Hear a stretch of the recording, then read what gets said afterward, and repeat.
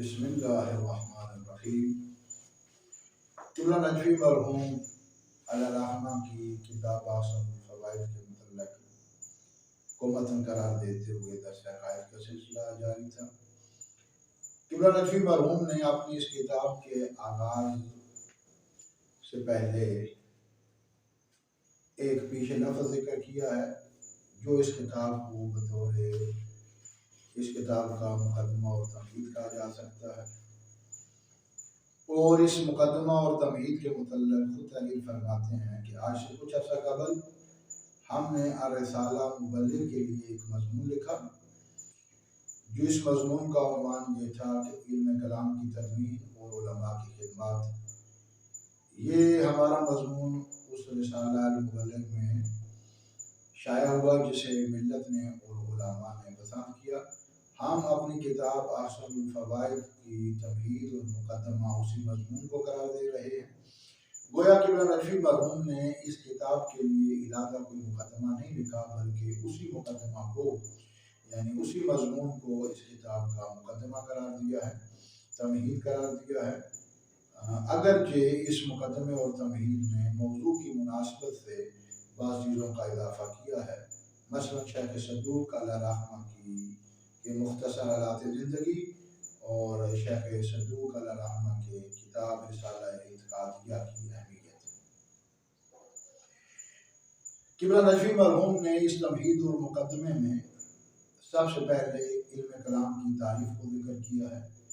اور علماء متقدمین و متاخرین کی یہ روش رہی ہے کہ وہ کسی بھی علم کو شروع کرنے سے پہلے یا کسی بھی کتاب کو لکھنے سے پہلے کتاب کے آغاز میں مقدمہ اور تمہید اس علم کے متعلق تعریف فرماتے ہیں، اور اس مقدمہ و تمہید میں بعض مطالب کو ذکر کیا جاتا ہے۔ متقدمین علماء کی روش یہ تھی کہ وہ بطور تمہید اور مقدمہ رؤوس ثمانیہ کو ذکر کرتے تھے، یعنی 8 اہم مطالب کو مقدمے میں ذکر کرتے تھے۔ متاخرین علماء تک جب بات پہنچی تو آہستہ آہستہ یہ 8 مطالب 3 اہم مطالب میں خلاصہ ہوئے، اور متاخرین علماء کی روش یہی ہے کہ وہ کسی بھی علم کے آغاز میں 3 اہم مطالب کو ذکر کرتے ہیں۔ وہ ہے تعریف علم، یعنی اس علم کی تعریف جس کے متعلق کتاب لکھی جا رہی ہے یا جو علم شروع کیا جا رہا ہے، اس علم کا موضوع اور اس علم کی غرض و غایت یعنی فائدہ۔ قبلہ نجفی مرحوم نے اس مقام پر کون سی روش اختیار کی ہے؟ قبلہ نجفی مرحوم علیہ الرحمہ نے متقدمین علماء کی روش کو ترک کرتے ہوئے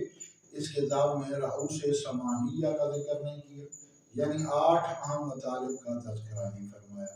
اور متاخرین علماء کی روش کو بھی ترک کرتے ہوئے 3 اہم مطالب کا تذکرہ بھی نہیں کیا، بلکہ قبلہ نجفی مرحوم نے اس کتاب میں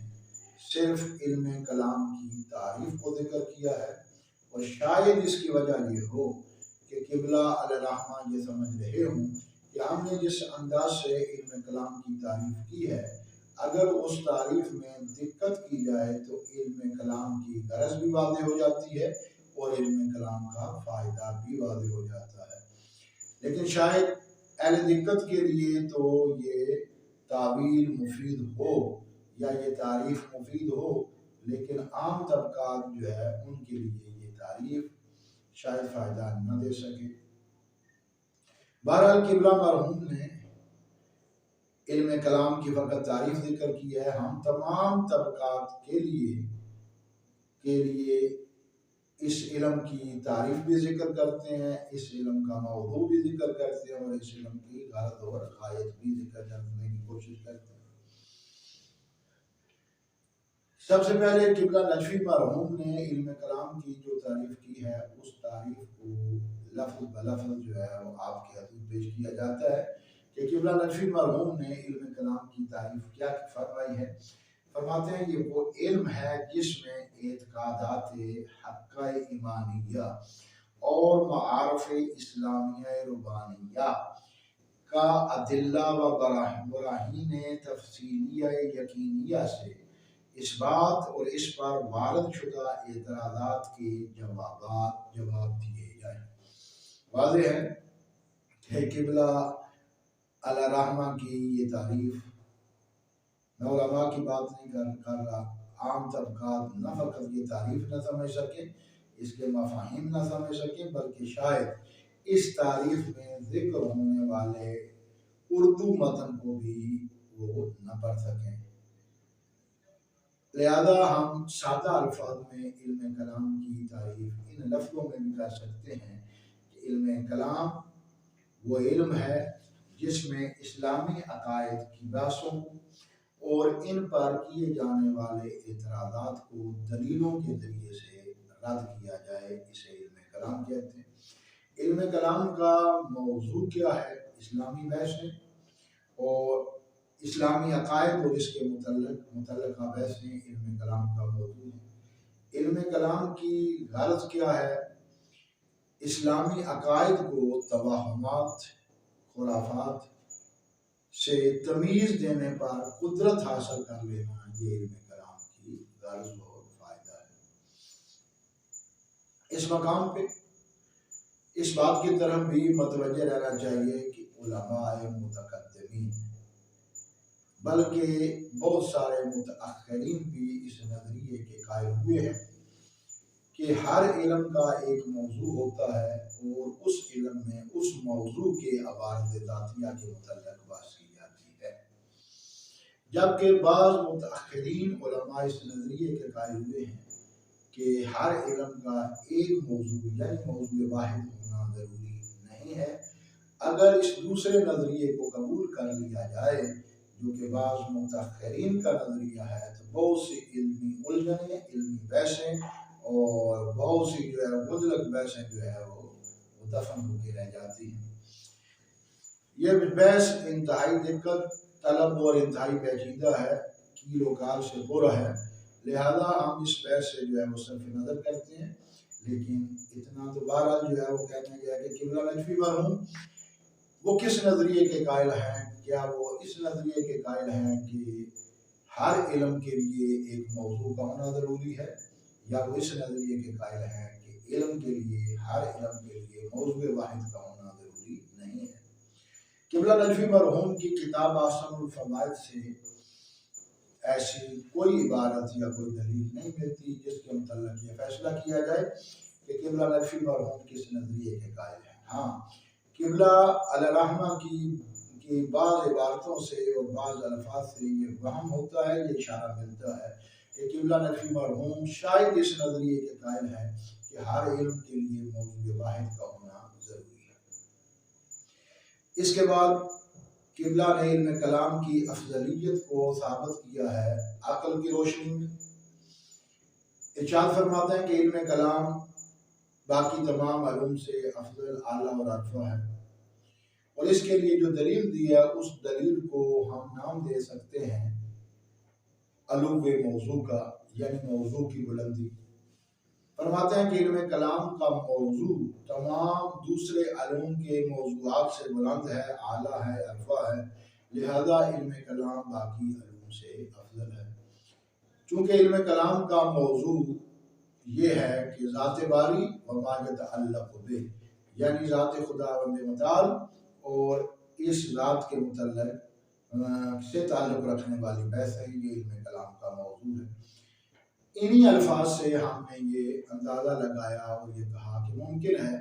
کہ قبلہ کے کلمات سے یہ استفادہ کیا جائے کہ قبلہ بھی اس نظریے کے قائل ہے کہ ہر علم کا ایک موضوع ہونا ضروری ہے، اور علم کلام کا موضوع بھی ایک ہے، اور وہ ہے ذات باری تعالیٰ و ما یتعلق بہ۔ ممکن ہے اس مقام پہ بعض احباب وہ اعتراض کریں کہ جناب آپ نے تو کہا کہ قبلہ نے موضوع اور غرض کا ذکر ہی نہیں کیا، تو قبلہ کے ذکر تو فرما رہے ہیں۔ تو عرض یہ ہے کہ قبلہ علیہ الرحمہ نے موضوع علم کلام کا ذکر نہیں کیا، بلکہ علم کلام کے موضوع کے باب میں اس کا ذکر نہیں کیا، بلکہ قبلہ علیہ الرحمہ اس کتاب میں علم کلام کی افضلیت کی دلیل ذکر کرتے ہوئے علم کلام کے موضوع کو ٹچ کر رہے ہیں۔ اس لیے ہم نے کہا کہ شاید قبلہ بھی اس نظریے کے قائل ہوں کہ علم کلام کا ایک موضوع ہے، اور ہر علم کا ایک موضوع ہونا چاہیے، اور علم کلام کا بھی ایک موضوع ہے، اور وہ ہے ذات باری تعالیٰ وما یتعلق بہ۔ اس مقام پر اس بات کی طرف بھی اشارہ کرنا ضروری ہے کہ اگر ہم اس نظریے کو قبول کر لیں کہ ہر علم کا ایک موضوع ہونا چاہیے، اور علم کلام کا موضوع ذات باری وما یتعلق بہ ہے، تو پھر اس نظریے پہ سب سے پہلا طالب علمانہ سوال یہ ہے کہ اگر قبلہ نجفی مرحوم علیہ الرحمٰ اس نظریے کے قائل ہیں کہ ہر علم کا ایک موضوع ہونا چاہیے اور علم کلام کا موضوع یہ ہے، تو اس پہ قبلہ کی کتاب میں کسی قسم کی کوئی دلیل ذکر نہیں ہے۔ دلیل کا ذکر نہ ہونا شاید یہ دلیل بن جائے کہ قبلہ اس نظریے کے قائل بھی نہیں ہے۔ اسی نظریے پہ دوسرا اعتراض یہ ہے کہ اگر ہر علم کا ایک موضوع ہونا چاہیے تو پھر علماء اپنی کتابوں میں ایک علم سے متعلق لکھی گئی کتاب میں دوسرے علوم کی بحثوں کو کبھی بھی ذکر نہ کرتے، جبکہ ہم دیکھتے ہیں کہ تمام علماء ایک علم میں دوسرے بہت سے علوم کی بحثوں کو ذکر کرتے ہیں، جس سے یہ واضح ہوتا ہے کہ وہ عملاً اس بات کے قائل ہیں کہ ہر علم کا ایک موضوع ہونا ضروری نہیں ہے۔ اور تیسرا اعتراض اس پہ یہ ہے کہ اگر علم کلام کا موضوع ایک ہے تو پھر اور وہ موضوع ذات باری وما یتعلق بہ ہے، تو موضوع کے متعلق تو یہ ہے کہ علم میں اس موضوع کے حوالے ذاتیہ کی بات کی جاتی ہے، تو پھر اس نظریے کی بنیاد پر وجود خدا کی بات کرنا، ذات خدا کے متعلق بات کرنا، شریک کی نفی کرنا، یہ تمام بحثیں جو اسبات موضوع کی بحثیں بن جائیں گی، جو علم کلام کے مسائل ہونے سے خارج ہو جائیں گی، جبکہ یہی بحثیں علم کلام کی اہم بحثیں ہیں۔ اور چوتھا اعتراض جو ہے وہ اس پہ یہ ہے کہ اگر علم کلام کا موضوع ذات باری وما یتعلق بہ ہے تو قبلہ نجفی مرحوم کی کتاب احسن الفوائد کی فہرست کو اگر ذکر سے پڑھا جائے تو پھر اس سے ہی اندازہ ہو جائے گا کہ اس میں بہت ساری بحثیں ایسی ہیں جن کا تعلق ذات باری وما یتعلق بہ سے نہیں ہے۔ یہ چیزیں اس بات کی طرف اشارہ کرتی ہیں کہ علم کا ایک موضوع ہونا ضروری نہیں ہے۔ تو اس مقام پہ پھر سوال پیدا ہوگا کہ اگر علم کلام کا موضوع یہ نہیں ہے تو پھر علم کلام کی افضلیت جو باقی علوم کی نسبت کیسے ثابت کی جائے گی؟ تو عرض یہ ہے کہ علم کلام کو ایک موضوع مان کر اور ذات باری وما یتعلق بہ مان کر پھر موضوع افضلیت ثابت کرنا جو ہے فقط کسی دلیل میں منحصر نہیں ہے، بلکہ دوسری دلیلیں بھی دی جا سکتی ہیں اور بہت سی دلیلیں ہیں۔ ہم اس مقام پہ فقط یہ عرض کریں گے کہ علم کلام کی غرض سے بھی علم کلام کی افضلیت دوسرے علوم کی نسبت ثابت ہو جاتی ہے۔ علم کلام کی غرض اتنی اہم ہے، اتنی اعلیٰ و عرفہ ہے کہ دوسرے علوم کی اغراض اس اعلیٰ و عرفہ غرض کی نسبت بہت یعنی اتنی اعلیٰ و عرفہ نہیں ہے۔ علم کلام کی غرض یہ ہے کہ عقائد اسلامی کو خرافات، توہمات، بدعات، شرکیات، ان ساری چیزوں سے محفوظ رکھنے پر قدرت حاصل کر لینا یہ علم کلام کی غرض ہے۔ واضح سی بات ہے کہ یہ غرض باقی علوم میں اس وسعت تک موجود نہیں ہے، لہذا علم کلام کی افضلیت علم کلام کی غرض سے بھی ثابت کی جا سکتی ہے۔ خلاصہ مطلب یہ کہ ہر علم کا ایک موضوع ماننا اور پھر علم کلام کا ایک موضوع ذات باری وما یتعلق بہ مان کر بحثوں کو محدود کرنا اس کی ضرورت ہی نہیں ہے، بلکہ علم کلام کا موضوع وہ اسلامی عقائد ہیں، اسلامی و ایمانی عقائد حقہ ہیں، اور ان سے متعلق جو بحثیں ہیں وہ علم کلام کا موضوع ہیں۔ اگر ہم علم کلام کا موضوع اسلامی و ایمانی عقائد حقہ کی بحثیں قرار دے دیتے ہیں تو پھر ہمیں یہ بھی کہنے کی ضرورت نہیں ہے کہ اس پہ بار وارد ہونے والے اعتراضات کا جواب دیا جائے، کیونکہ بالکل واضح ہے کہ جب موضوع اسلامی و ایمانی عقائد حقہ ہے تو عقائد حقہ اس وقت تک ثابت ہی نہیں ہو سکتے جس وقت تک ان عقائد پر اعتراضات کی دھول ان کے صاف و شفاف چہرے سے ہٹائی نہ جائے۔